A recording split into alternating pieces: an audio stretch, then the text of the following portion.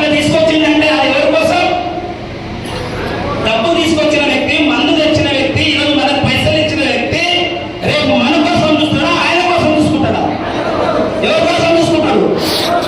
బాగా వ్యాపారం చేసుకుంటున్నాడు ఆయన, డబ్బులు ఇస్తున్నాడు, పైసలు ఇస్తున్నాడు, మందు ఇస్తున్నాడు, వ్యాపారం చేస్తున్నాడు, కోట్ల కోట్ల రూపాయలు మూట పెట్టుకొని పోతాడు. అట్లాంటి వ్యక్తి కావాలి మనకు.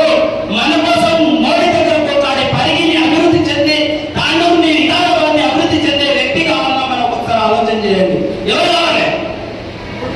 కొట్టాడే వ్యక్తి కావాలంట. కాబట్టి 10 రోజులు ఓబీసీలు ఎంతమంది అంటే మనం జనాభాలో 50 నుంచి 50% ఉన్నాం. పేర్లకు చెప్పుతున్నాం, ఎక్కడ అధికారాన్ని కూడా అనుభవించలే. చాలా వాడు పల్లకీలు మోసే బోయలు ఉంటున్నాం తప్ప పల్లకీలు కూర్చుంటలేము. దానికి మన ప్రధానమంత్రి గారు ఏం చేశారంటే 27 మంది బీసీలను కేంద్ర కేబినెట్ లో మంత్రులుగా చేసినటువంటి వ్యక్తి నరేంద్ర మోడీ గారు. ఈరోజు పార్లమెంట్ లో ఎంపీలుగా చేస్తే మొట్టమొదటి లిస్టులో సుమారుగా 50 నుంచి 60 ఎంపీ క్యాండిడేట్లను బీసీలకు కేటాయించినటువంటి వ్యక్తి నరేంద్ర మోడీ గారు. అట్లాగే చాలా మంది అంటున్నారు, ఏమంటున్నారు? రిజర్వేషన్లు తీసేస్తారు, రాజ్యాంగం మార్చేస్తారు. అయ్యా, రాజ్యాంగంలో ఈ మార్చడం లేదు. 70 సార్లు 3 సార్లు మార్చబడేది. అది హిందువులను బలి చేయడానికి మార్చబడేది, బీసీలను తలా చేయడానికి మార్చబడేది. అవునా కాదు? ఒకసారి సత్యం తెలుసుకోండి.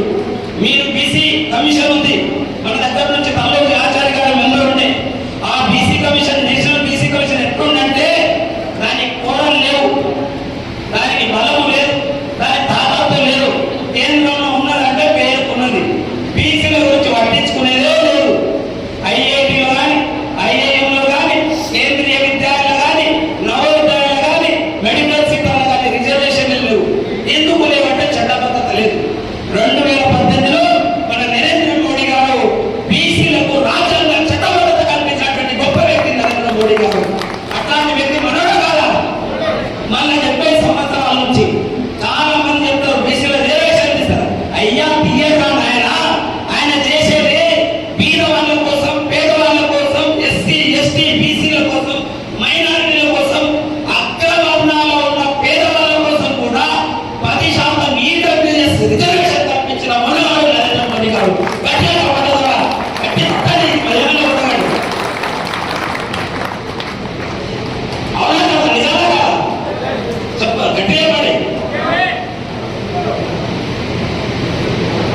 ఓబీసీల కోసమే 10% కల్పించిన ఆయన, పేదోళ్ళ కోసం కల్పించిన ఆయన బీసీల రిజర్వేషన్ చేస్తాడా? మన కోసం మంచి చేస్తాడా? రోజు టీవీలో కూర్చొని హాయిగా కమ్మ కూర్చోట్లేదని మన దేశాన్ని ప్రపంచంలో విశ్వగురు ఎట్లా ఉంచాలి, మన పేదరికాన్ని ఎట్లా దూరం చేయాలి. బ్యాంకులలో 70 ఏళ్ళు అయింది, పేదవాళ్ళకు బ్యాంకు మొదలు తెలియదు, ఖాతా తెలియదు. ఈరోజు బ్యాంకులలో ఖాతాలు ఎంతమందికి ఉన్నాయి ఒకసారి చెప్తే ప్రతి బ్యాంకులో ఖాతా ఉన్న కూడా గట్టిగా ఖాతాలు ఉన్నాయా? ఇక్కడ మీరు మీకే కాకుండా గ్రామాల్లో ప్రతి కుటుంబానికి ఖాతా ఉందా లేదా? జన్ యోజన ద్వారా ఖాతా తెప్పించి, ముద్రా లోన్లు తెచ్చి, స్వాతంత్ర యోజనలో తెచ్చి, ఆయుష్మాన్ భారత్ తెచ్చి, కిసాన్ యోజన తెచ్చి, డిఏపి ఎరువులు సబ్సిడీ ఇచ్చి, గ్రామాలలో ఏవిడి కానీ, రోడ్లు కానీ, రైతు కళ్ళాలు కానీ, ప్రతి పని ఏది గ్రామాల్లో జరిగిందంటే అది మొత్తం కేంద్ర ప్రభుత్వం నిధులే అని చెప్పేసి గట్టిగా మీకు తెలియజేస్తా ఉన్నాను. అవునా కదా? మరి ఇన్ని చేసుకున్నప్పుడు ఈ 10 రోజులు మనము బాగా గుర్తుపెట్టుకోండి. ఎవరు గెలవాలన్నా కమలం వికసించాలంటే, కమలం వికసించాలంటే కార్యకర్త చెమట కొట్టు రావాలి. కార్యకర్తలుగా చెమట కొట్టు రావడానికి మీరు రెడీగా ఉన్నారా? రెడీగా ఉండే గట్టిగా చెప్పండి. బీజేపీ అంటే ఒక బలం, బీజేపీ అంటే ఒక నమ్మకం, బీజేపీ అంటే ఒక ధైర్యం. బీజేపీ కార్యకర్త జెండా ఉడానేసుకుని ఒక టిఫిన్ బాక్స్ తీసుకుని ఒంటరిగా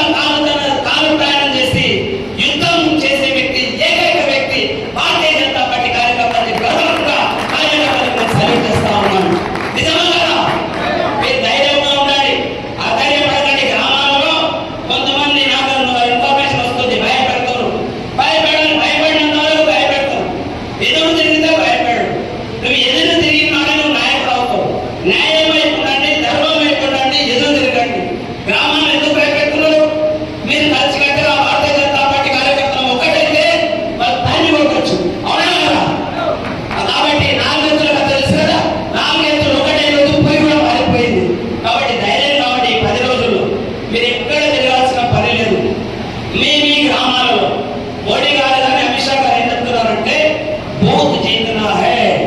ఏం గెలవాలి? ఏం గెలవాలి? బూత్ ఎవరిది? బూత్ ఎవరిది? మనం పబ్బుల గురించి ఆలోచన చేస్తాం. నీ బూత్ గెలవు, నువ్వు నాయకుడు కావాలి, కౌన్సిలర్ కావాలి, చైర్మన్ కావాలి, ఎంపీటీసీ జెడ్పీటీసీ కావాలంటే మొట్టమొదటి నువ్వు ఏడ గెలవాలి? చెప్పట్లేదు. ఏడ గెలవాలి? ఏడ గెలవాలి? నీ ఇంట్లో గెలువు, నీ బూత్లో గెలువు. మెజార్టీ ఓట్లు నీ బూత్లో వచ్చిన రోజే నీవు నాయకుడు అవుతావు, నిన్ను గౌరవిస్తారు. అవునా కదా? అన్ననే కాదు. నీ బూత్లో ఓట్లు రాని రోజు నిన్ను ఎవరు కూడా పట్టించుకురా. ఆయన చాలా మంది పరిగణ చూస్తుంటా మాట్లాడుతూ ఉంటావు. ఆయన బూత్లు ఎన్ని వచ్చినాయి? 40 ఓట్లు వచ్చినాయి, 50 ఓట్లు వచ్చినాయి, మస్తు మాట్లాడుతూ అంటారా లేదా? అంటారా లేదా? కాబట్టి దయచేసి మీకు 2 చేతులు జోడించి చెప్తా ఉన్నా, ఇది మంచి సమయం. కన్యాకుమారి నుంచి కాశ్మీర్ వరకు ఒక వేవ్ ఉంది. ఆ వేవ్ లో మనం కనుక మంచి పేరు తెచ్చుకోవాలంటే ఇది మంచి సమయం. ఇది మంచి మొగా మళ్ళీ మళ్ళీ రాదు. దయచేసి మీ అందరూ చెప్తున్నా, ఈ 10 రోజులు మీకు వ్యవస్థ ఇచ్చిన వ్యవస్థ ఇవ్వకుండా కాలంలో తిన్నా 2 దినాలు ఇస్తుంది. మనం పేద పొజిషన్ అవుతావా? చెప్పండి. ఇన్ని ఎలక్షన్లు చూసినాం. తాగినారు, అయిపోయింది, కథమై మా దాచుకున్నది తనకిచ్చిండు, దోచుకున్నది తనకిచ్చిండు. ఒకవేళ పొరపాటు ఇస్తే తీసుకోండి. ఆ కాంగ్రెస్ పార్టీ అభ్యర్థి మన లోకల్ అభ్యర్థి కాదు. ఆ అభ్యర్థి కూడా మీకు తెలుసు, ఎన్నో ఆయన పైన ఆరోపణలు ఉన్నాయి. ఆ విషయం మీకు తెలుసా లేదా? ఉన్నాయా లేదా? మరి 5 ఏళ్ళు ఉండే ఎంపీ ఏమైనా చేసినా? ఏమైనా చేసినా? ఇప్పుడు కొండ విశ్వేశ్వరరావు ఒకటే అడిగింది, పరిగికి ఏం చేస్తారు, దాంతో వికారాబాద్కి ఏం చేస్తారో చెప్పండి అన్నారు. నిజాయితీగా నిక్కచ్చి చెప్పిండు. రోడ్డు నేను ఇచ్చిన, రేపు వస్తే మీకోసం పనిచేస్తారు గట్టిగా చెప్పిండా కదా? మనం పైసలు తీసుకోకపోతే అడిగే హక్కు ఉంటుంది. పైసలు తీసుకున్నామంటే హక్కు కోల్పోతాం. పైసలు తీసుకున్నామంటే హక్కు ఉంటుందా? అరే నీకేదో మొదలు నీకు ఎంత ఇచ్చినా, నీకు ఎంత ఇచ్చినా, నీకు అంత ఇచ్చిన అయిపోయి నీ మొదలు కదా కింద పడిపోతుంది. దయచేసి దానికి లొంగకండి. మనకు స్వాభిమానం ఉంది. ఆ బీసీ బంధువులకు ఆత్మగౌరవం ఉందా లేదా? ఆత్మగౌరవం ఉందా లేదా? కాబట్టి దయచేసి 10 రోజులు కుల నాయకుల దగ్గర తిరగండి. కుల నాయకులు బెస్తా, కమ్మరి, కుమ్మరి, చాకలి, వడ్రంగి, గౌడ, అర్థమైందా, మంగళి, నైరామణ అందరి దగ్గరికి తిరగండి. లింగాయకులు వీళ్ళందరి దగ్గర తిరిగి మన భూములు చేయించాలని చెప్పేసి తిరగడానికి రెడీ ఉన్నారా? ఈ 10 రోజులు కష్టపడతారా? నేను కొండా విశ్వేశ్వరకి మీ అందరి తరఫున నేను మాట ఇవ్వచ్చా? పరిగిలో మెజార్టీ ఇస్తామా? చెప్పండి. పరిగి వాళ్ళు ఎంతమంది ఉన్నారు? పైకి లేవండి. పరిగి వాళ్ళు పైకి లేవండి. ఎంతమంది ఉన్నారు? Parigi assembly total Parigi assembly